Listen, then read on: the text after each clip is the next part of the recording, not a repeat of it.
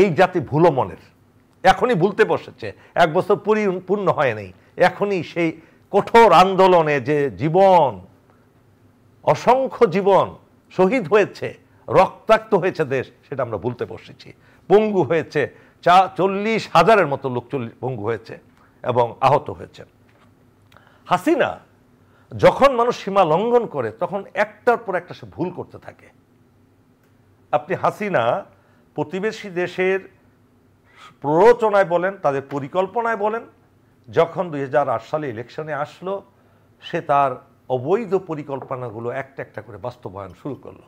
তার মধ্যে অন্যতম পরিকল্পনা ছিল যে কিয়ামত পর্যন্ত সেই দেশ শাসন করবে, শোষণ করবে, কেউ টু শব্দ উচ্চারণ করবে না। সেই জন্য কী করলো, মুক্তিযোদ্ধাদের সংখ্যা বাড়িয়ে দিল বহুগুণে। General Usmani commander in chief মুক্তিযুদ্ধের, আমি যেহেতু মিলিটারির ইতিহাস, আমি মিলিটারির একজন মানুষ হিসাবে আমি মিলিটারিটাকে একটু নিয়ে আসবো আপনার এখানে। আপনি দেখুন এই মুক্তিযোদ্ধা ভুয়া মুক্তিযোদ্ধা করলো কেন জানেন? তাদের সন্তানদেরকে, অযোগ্য ক্যাডার ভিত্তিক যারা সন্তান সন্ত্রাসী, তাদেরকে বিভিন্ন প্রশাসনের সর্বত্র তাদেরকে প্রতিষ্ঠিত করার জন্য কোটা সিস্টেমের মাধ্যমে, এবং কোটা সিস্টেমের কোটা আন্দোলনের যে আন্দোলনটা সফল হয়েছিল একসময় কিন্তু হাসিনা সেটা মেনে নিয়েছিল যে কোটা উঠিয়ে নেওয়া হলো, if I am not wrong. কিন্তু সেই আদেশটা, পরিপত্রটা আবার 24 সালের 5ই জুন এসে হাইকোর্ট ডিভিশন থেকে বাতিল করা হলো। বাতিল করার পরে তো আবার বৈষম্য আন্দোলন থেকে শুরু হয়ে গেল কোটা বিরোধী আন্দোলন।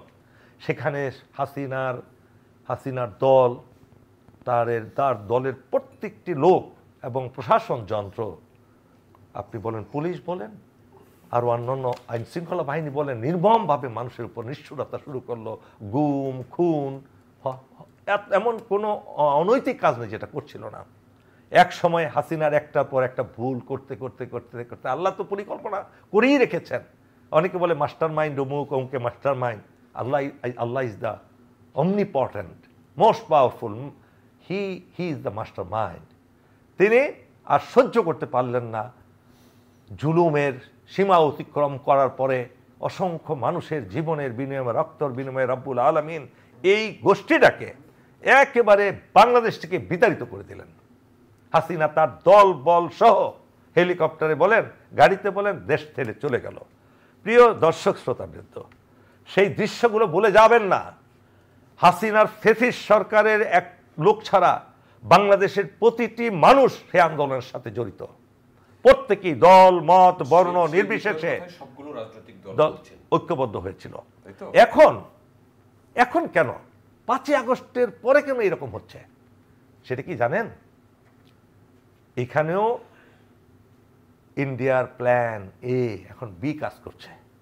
তাদের লোকেরা, তাদের এজেন্সিরা প্রত্যেকটি জায়গায় আছে, আপনাদের মিডিয়াতে আছে, আপনার পত্রিকার যে আছে সেখানেও আছে, ইলেকট্রনিক প্রিন্টিং সব মিডিয়াতে আছে, সব ইয়েতে আছে, আপনার প্রতিষ্ঠানগুলোতে আছে। তারা না থাকলেও তাদের এজেন্সিগুলো আছে, বাংলাদেশি এজেন্সিরা, তারা প্ল্যান বি করে সব সময় অস্থিতিশীল করার জন্য সরকারকে, এবং এই অস্থিতিশীল করার পিছনে আরেকটা ভুল করেছেন ডক্টর মোহাম্মদ ইউনূস। উনি আকাশচুম্বী উচ্চতার একজন মানুষ, এত সম্মানিত ব্যক্তিত্ব, কিন্তু তার জীবনটা এত তরতর করে একদম সিঁড়ি বেয়ে উনি উপরে উঠে গেছেন। কোনো ঘাত প্রতিঘাত ফেস করতে হয়নি ওনাকে। ফলে উনি ওই সিচুয়েশনগুলা যেহেতু ফেস করেন নাই, এই রাষ্ট্র ক্ষমতায় বসে এই রাষ্ট্রটা এমন একটা খারাপ সময়ে তিনি ক্ষমতাসীন হয়েছেন, সেই সময়ে সেটাকে সুচারুরূপে পরিচালনা করার, যেহেতু প্রশাসনিক তার জ্ঞান নাই, আমি তাকে আন্ডারমাইন করছি না, আপনার নোবেল প্রাইজ পাওয়া এক ধরনের বিষয়, আর প্রশাসন, রাষ্ট্র, বাংলাদেশের মতো রাষ্ট্র পরিচালনা করার একটা বিষয়। উনি শুরুতে একটা ভুল করেছেন। সেই ভুলটাকে 53টা মন্ত্রণালয় পরিচালনা করার জন্য যে সুদক্ষ ব্যক্তিত্বের প্রয়োজন ছিল, অনেস্ট, ডেডিকেটেড, স্পিরিটেড যে সকল ব্যক্তিত্বের প্রয়োজন ছিল, সেটা না করে উনি ওই এনজিও পরিচালনাকারী কিছু লোককে, যাদের তেমন জ্ঞান নাই তেমন, এবং বয়সেরও একটা সমস্যা আছে, বিভিন্ন কারণে এই প্রশাসন যন্ত্রগুলো ভালোভাবে তিনি পরিচালনা করতে পারছেন না। মাত্র কয়েকজনকে দিয়ে 53টা মন্ত্রণালয়, এক একজনের কাছে 2-3টা করে মন্ত্রণালয় অর্পণ করেছেন। এতে কি হলো? আমাদের যারা দিকে যেতে হয়। হ্যাঁ আমলারা সে দেশ পরিচালনা করছে